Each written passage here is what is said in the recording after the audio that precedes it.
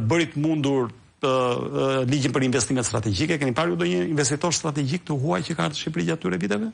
Janë gjithë klientë lidhur me qeverinë. Sot po lexoja para se të vija në studio për një hotel, nuk e di 30, 40, 50 kaç në Sarandë, që merrte një person pas një lloj bilanci tregtar.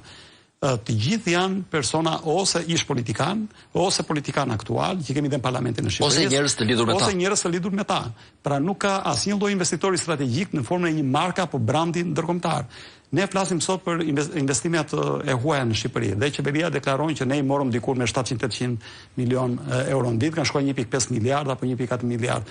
Problemi është po ta gërvishim pak këtë gjën, kurracën na del kush janë këta investitorë të huaj. Se në kohën paktën e qeverive vetëm pashme diej që kishte disa kompani të mëdha, ku diun Tapi për shembull, apo Statkrafti, apo këto, të cilat kishin një emër të caktuar dhe të cilët kishin bërë një realizimin e një vepre konkrete.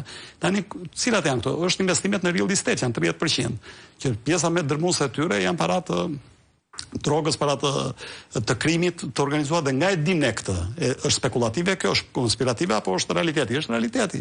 Jo vetëm sepse kjo është e dëshmuar. Kolegët tanë të The Guardian kanë publikuar për shumë para disa vitesh, ku thuaj 1.7, 1.8 miliard euro pastrojnë nëpërmjet lavatrishës pastrimit parave. Po mjafton të lexoni raportin e PNUD-it me autore zonjën Linda Rama, që thotë pak a shumë të njëjtën gjë. Mjafton të lexoni raportet e Economic Intelligence Unit, që realisht tregon të njëjtën gjë. Pra çdo lloj indikatori që ne mund të marrim na sjell te ajo që është